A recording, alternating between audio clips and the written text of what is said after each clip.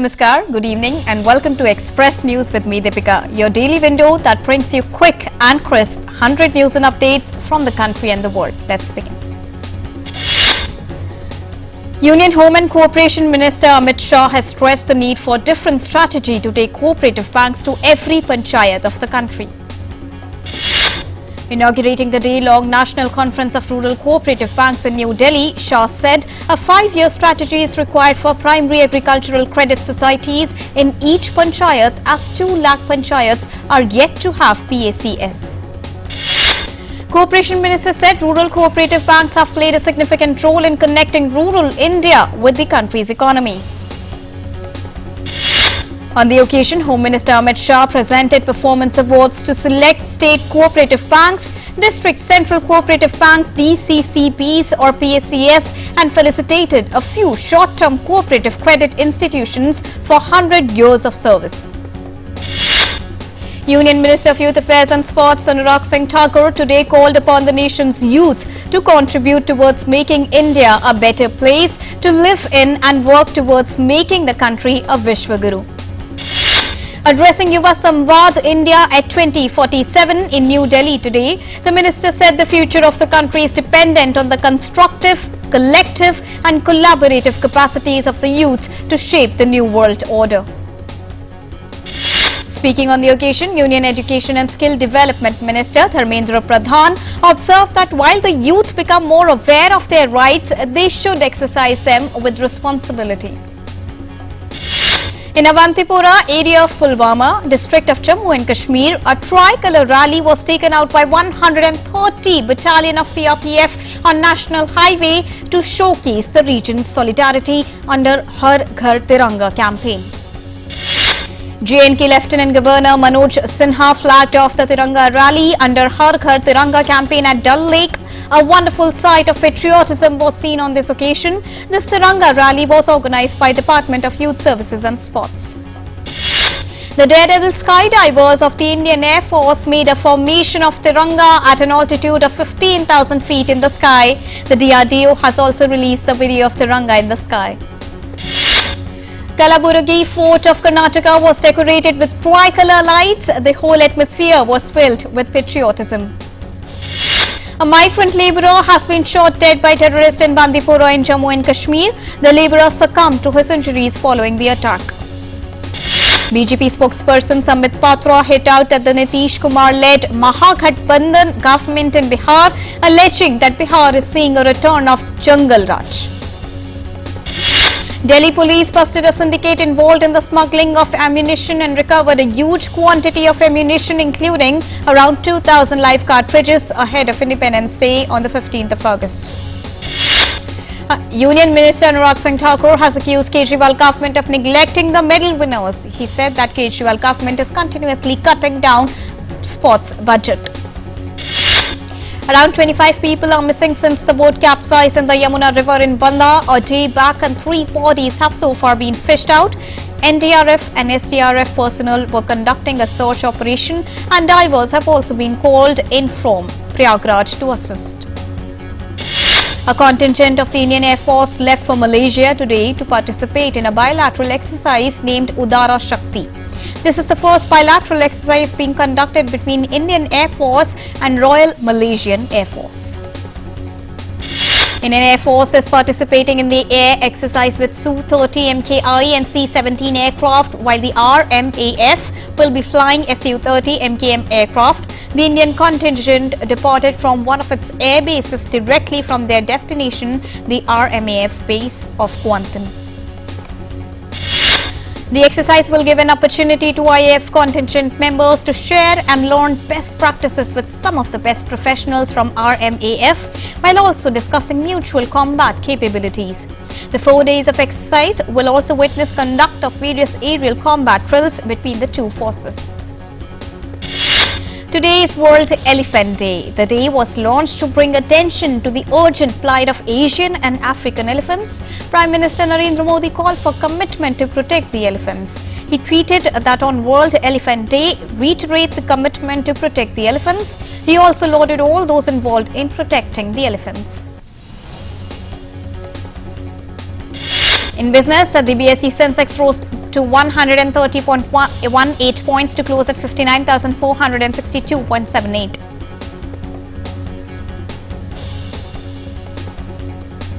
At the NSE, Nifty gained 39.15 points to settle at 17,698.15.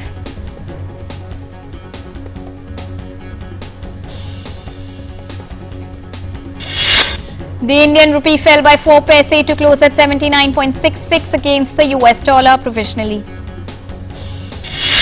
Prices of gold and silver opened on a mixed note in key spot markets of the country. The opening price for gold was 52,481 rupees per 10 gram, up 21 rupees from Thursday's closing price of 52,460 rupees. Silver was 58,490 rupees per kilogram, down 210 rupees from 58,700 rupees. Oil and gas indices rose 2.5% and metal and power added 1.5% each. Pharma index shed 1% and information technology index was down 0.76%. BSE mid-cap and small-cap indices ended marginally higher. The NASDAQ retreated to close lower on Thursday despite fresh evidence of cooling inflation on the realization the Federal Reserve still needs to go aggressively boost interest rates to fully tame rising consumer prices. The drop in PPI raised bets in future markets that the Fed would hike rates by 50 basis points in September instead of 75 basis points as was expected earlier in the week. The S&P 500 lost 0.071% while the NASDAQ composite lost 0.58%, whereas the Dow Jones Industrial Average rose 0.08%. Pharmaceutical industry giant Johnson & Johnson has decided to end the sale of talc-based baby powder globally in 2023. The decision has come more than 2 years after it ended US sales of the product following legal battles over its safety. The company faces about 38,000 lawsuits from consumers and their survivors claiming its talc powders caused cancer due to contamination with asbestos, a known carcinogen. However, Johnson & Johnson has denied the allegations. India's COVID-19 vaccination coverage has exceeded 207.47 crore as per provisional reports till 7 a.m. today. So far, more than 3.96 crore adolescents have been administered with the first dose of COVID-19 vaccine.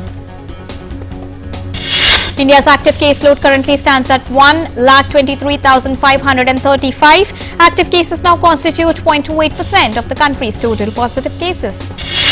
India's recovery rate now stands at 98.53%. 18,053 patients have recovered in the last 24 hours.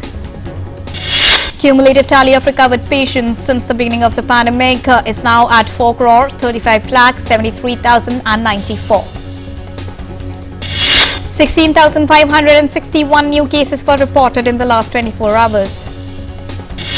The last 24 hours saw a total of 3,04,189 COVID-19 tests being conducted. India has so far conducted over 87.95 crore cumulative tests.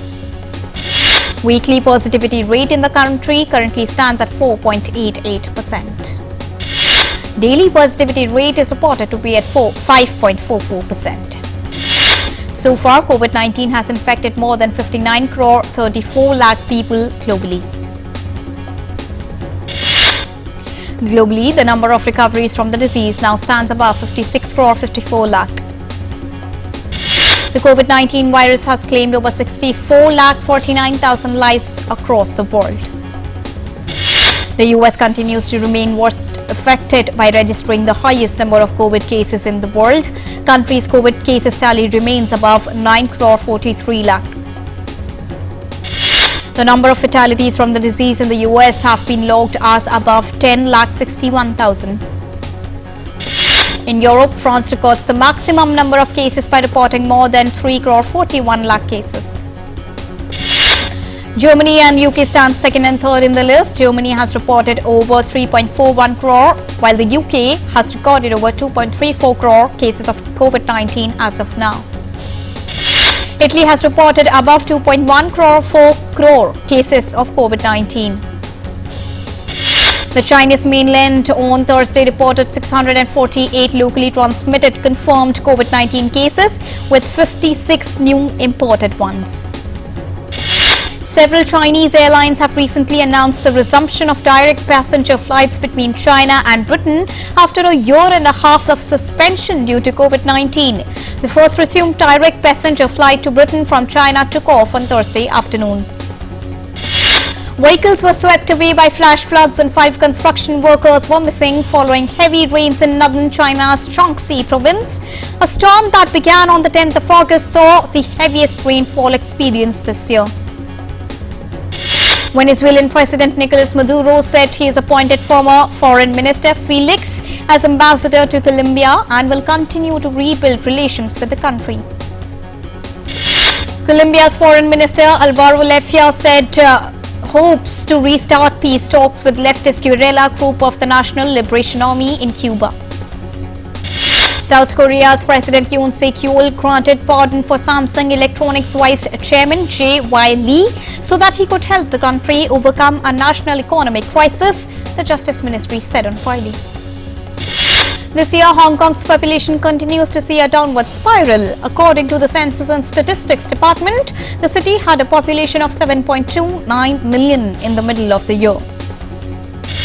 In the capital city of Yemen, Sana'a, persistent torrential rain has triggered severe floods and other natural disasters, killing at least 19 people and injuring more than 20 people in the war-torn country.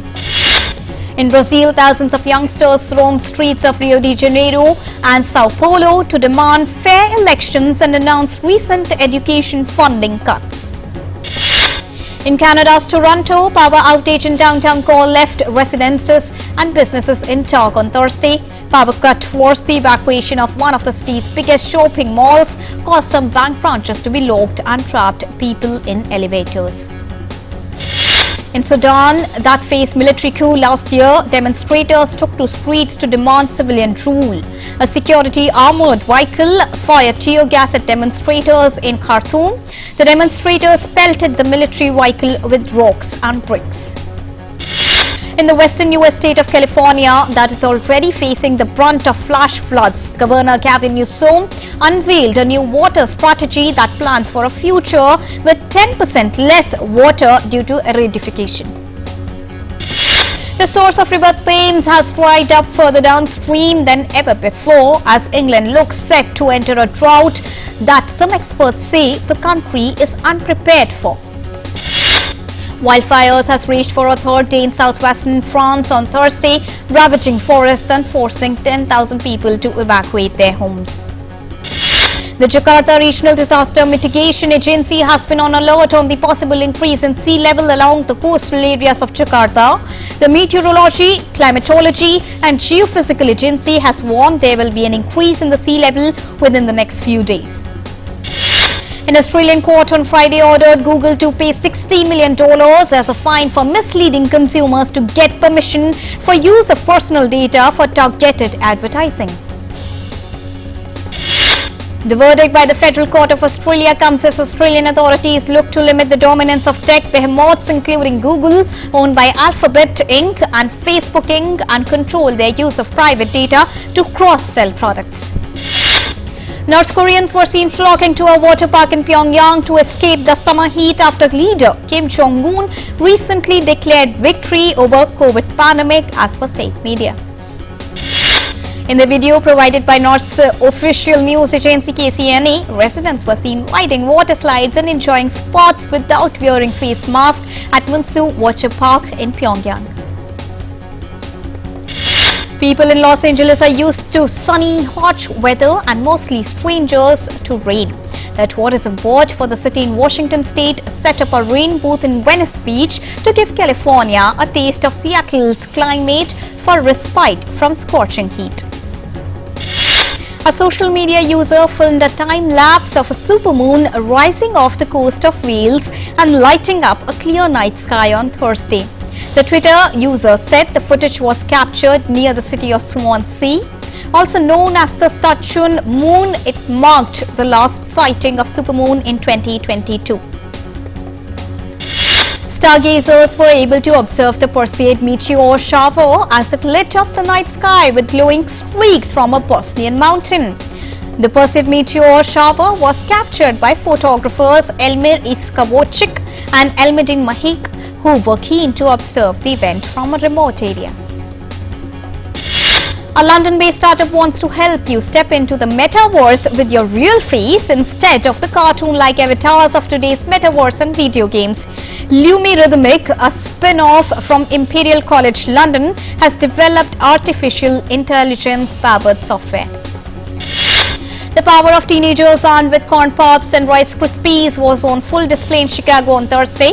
Using 5,000 boxes of cereal gifted by Kellogg's, members of the Chicago Children United for Ukraine created a Guinness World Record-breaking cereal mosaic. With the corn pops, yellow boxes and the Rice Krispies blue ones, the teens made a massive Ukrainian flag on the floor, with proceeds going to help non-profit Raise Home for Ukraine in Grand Banking Hall in downtown Chicago. Artists from Ukraine and the US are transforming a heap of worn-out cars destroyed in the early days of Russia's war in Ukraine with brilliant sunflowers. The project has drawn some fire from those who say it is wrong to create beauty out of the wreckage of war. The United States has helped Mexico recover a 17th century statue of Saint Antonio de Padua that was stolen 20 years ago from a church in the country's south. The statue, carved from solid wood, was found by the US at the San Angelo Museum of Fine Arts in Texas. With the cooperation of the FBI and the US Embassy in Mexico, the piece arrived in Mexico City and was handed over to teams at the Foreign Ministry and the National Institute of Anthropology and History. The piece was stolen from a temple in Juatepec in the Morelos, south of Mexico City. The piece measures 110 centimeters and represents Saint Antonio de Padua, a Portuguese priest of the Franciscan order who was later venerated as a saint. Brazilian woman Sabine Cole has been arrested over for being part of bizarre scheme to defraud her 82-year-old mother, Genevieve, the wife of the late art collector Ron. Her arrest has exposed a disturbing web of fraud. Metro system riders in California, San Francisco Bay Area have noticed a new station guard in recent months. A 5-year-old Harris's hawk named Pac-Man has taken up the perch at El Cerrito del Norte station, where he is on the lookout not for fare evaders but pigeons.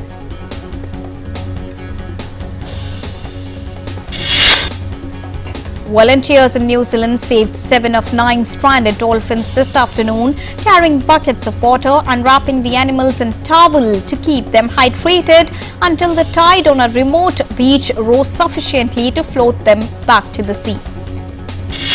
There was at least one calf among the 9 animals stranded at Wakaniva Bay on Waiheke Island off the city of Auckland, said Project Drone, a group that specializes in the rescue of stranded whales and dolphins. Argentinian scientists presented on Thursday the first armored 2-legged South American dinosaur, a species that lived in Patagonia around 100 million years ago. Pieces of bones found in the Rio Negro province showed that 1.5-meter-long primitive Thyrophoran survived in South America. Discoverers have named the dinosaur as Jacapil canicura using Mapuche and Puelche words. And stories from the world of entertainment now. Oscar winner Diane Keane was honored in Hollywood on Thursday by having her hands and feet cemented in the forecourt of the legendary TCL Chinese Theatre. Keane, whose performance in Woody Allen's 1977's romantic comedy Annie Hall won her an Academy Award, BAFTA and Golden Globe for Best Actress, dedicated the ceremony to her late parents. Actor and comedian Kenan Thompson was honored with a star on the Hollywood Walk of Fame on Thursday. The veteran Saturday Night Live cast member received the 2,728th star on the famous walk. Thompson's star is in the television category. The Golden Globe Awards are expected to return to TV screens next year after being off air for a year. as portrayed website The Hollywood Reporter. THR quoted multiple high-level sources briefed on the plan to bring back the awards to longtime broadcaster NBC. The 13th edition of Indian Film Festival of Melbourne has begun this afternoon. The largest annual celebration of Indian cinema outside of India showcases some of the most diverse films and filmmakers, all whilst encapsulating the best of Indian cinema from the Indian subcontinent. Over 100 films from a range of genres, themes and voices for audiences to enjoy, both in person and online, will be screened at the festival. A series of exciting events have also been curated for the audiences to immerse themselves into the world of cinematic brilliance. Indian actor Aamir Khan has premiered Lal Singh Chaddha, the Bollywood adaptation of 1994 Oscars-winning Forrest Gump in Mumbai. The red carpet event saw a star-studded evening with Bollywood celebrities attending the premiere. In sports, the World Cup in Qatar will kick off a day earlier than scheduled. Governing body FIFA said this on Thursday after its ruling bureau agreed unanimously to hold the opening ceremony and host nation's first match on Sunday, the 20th of November. To mark the countdown from just 100 days until the start of 2022 World Cup in Qatar, soccer fans got the chance to test their skills at an interactive event in Doha on Thursday, as events were set up at shopping malls in the Middle Eastern country. Morocco has fired its men's football coach Wahid just 3 months before the country competes in the World Cup finale in Qatar. Announcement by the Moroccan Football Federation took place on Thursday. KL Rahul has received the green signal from BCCI's medical team, clearing his participation in the forthcoming free ODI tour of Zimbabwe. Shikhar Dhawan, originally named as the captain for the short tour, will serve as the deputy to the returning Rahul.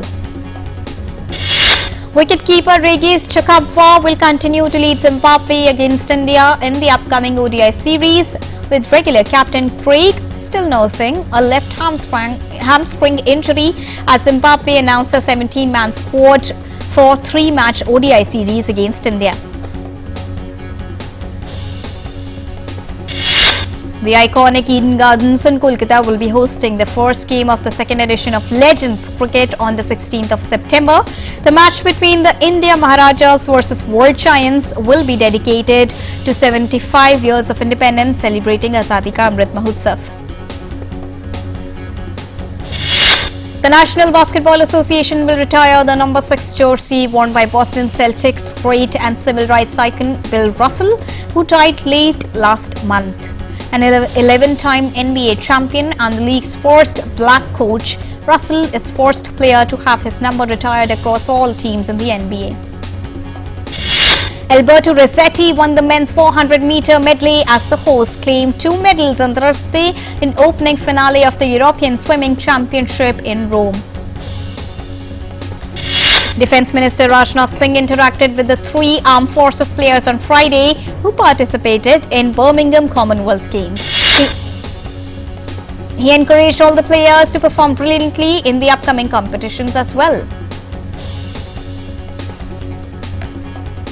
And lastly, all players from the 3 armed forces of India performed brilliantly in the Birmingham Commonwealth Games. 15 players managed to win medals out of 31 players who participated. And with this, it's a wrap in Express News with me, Deepika. But news continues here on DD India. So keep watching and keep tracking. Namaskar.